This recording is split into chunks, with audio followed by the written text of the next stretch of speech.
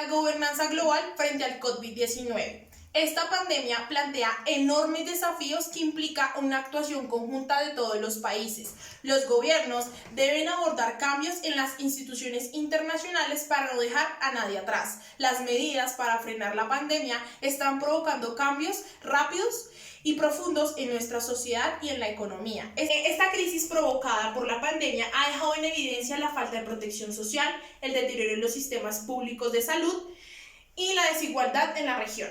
Los gobiernos de algunos países de Latinoamérica han empezado a anunciar medidas de auxilio para las pequeñas y medianas empresas, las que comúnmente conocemos como pymes, en medio de cuarentenas y de una paralización de una actividad. Estas empresas tienen un papel fundamental en la provisión de productos y servicios esenciales para la población durante la crisis. Muchas de estas ya están en la bancarrota, pero algunas de ellas se han estructurado, aliándose con tecnologías de la información y la comunicación. En este video nos queremos basar en las medidas tomadas por los gobiernos latinoamericanos.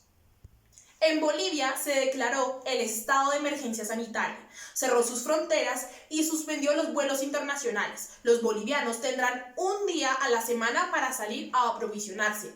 El gobierno de Áñez anunció que el Estado repartirá una canasta familiar de alimentos y productos de primera necesidad a más de 1,5 millones de familias. Además que correrá con los gastos de energía eléctrica y agua durante 3 meses para ciertos sectores.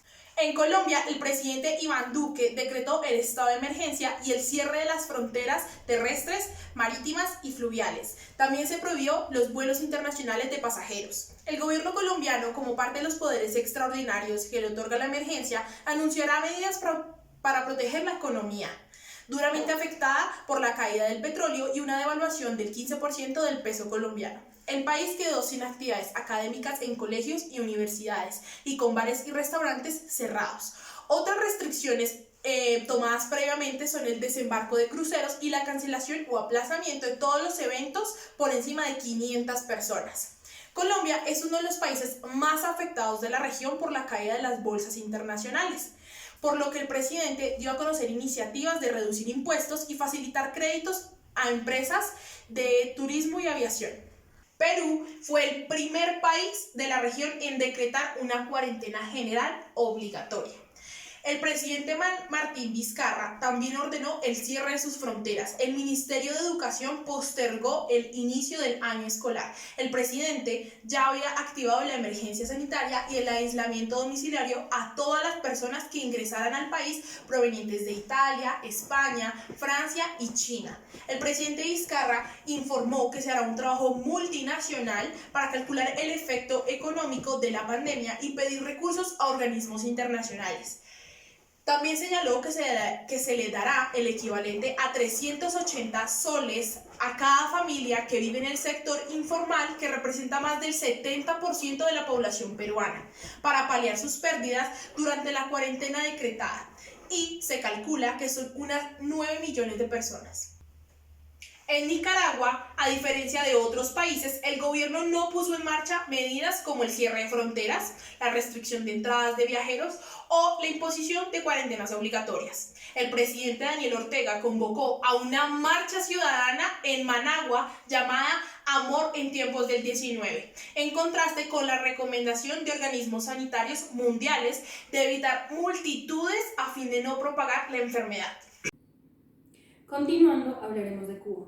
El gobierno cubano anunció la suspensión de clases en todos los niveles durante un mes. Las autoridades también cerraron los viajes al exterior y se suspendió el transporte público en las provincias cubanas.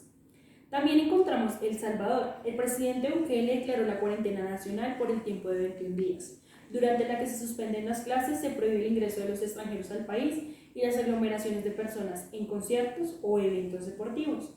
Continuando, hablaremos de Paraguay, que anunció el cierre parcial de sus fronteras para poder aumentar los controles contra el coronavirus. El gobierno suspendió por 2 semanas las clases y cualquier evento masivo en el país. Para finalizar, hablaremos de Venezuela. El presidente Nicolás Maduro inicialmente decretó la cuarentena para 7 estados. Luego se extendió a todo el país, convirtiéndose en el segundo país de la región en decretar el aislamiento obligatorio. El gobierno venezolano también suspendió casi por completo los vuelos al exterior. También exige una cuarentena obligatoria a todo viajero proveniente de Europa. En los puertos y aeropuertos aeropuertos venezolanos hace semanas que se les toma la temperatura a los viajeros que llegan. Las clases fueron suspendidas, así como los eventos deportivos, y se prohibieron las concentraciones masivas en lugares públicos. Maduro declaró al Sistema Sanitario en Emergencia Permanente y al Ministerio de Salud de Venezuela publicó una lista de hospitales centinelas. Se trata de 46 centros hospitalarios dispersos por la geografía venezolana, que según el gobierno fueron dotados con los medios para tratar a los pacientes afectados por el coronavirus que han provocado una alerta sanitaria global. Por último, la OMS se coordinará activamente con los Estados miembros.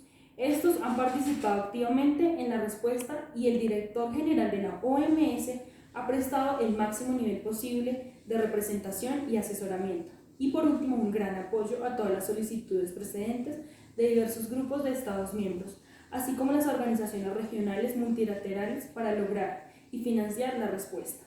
La OMS, Organización Mundial de la Salud, proporciona a los Estados miembros el mejor asesoramiento disponible en base a todas las evidencias y conocimientos científicos tan pronto como están disponibles. La combinación de políticas como el distanciamiento social, el confinamiento y las cuarentenas implican una reducción de las actividades de producción y consumo por un periodo de tiempo incierto, que desploma los mercados y puede llevar al cierre de empresas, llevando el desempleo a muchas personas. El trabajo, factor esencial de la producción, está en cuarentena en la mayoría de los sectores de la economía. Las fronteras se han cerrado y las cadenas globales de valor se han interrumpido. Para concluir, los gobiernos deben prestar al sistema sanitario el apoyo necesario para tratar a los pacientes de COVID-19 de manera efectiva y mantener el resto de servicios sanitarios y sociales básicos para todos.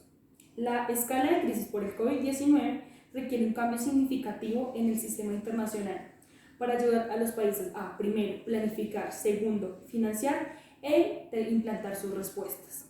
Muy importante es que se requerirá especial atención y apoyo en los países con baja capacidad y situaciones humanitarias mal equipadas para hacer frente al COVID-19. Muchas gracias por su atención.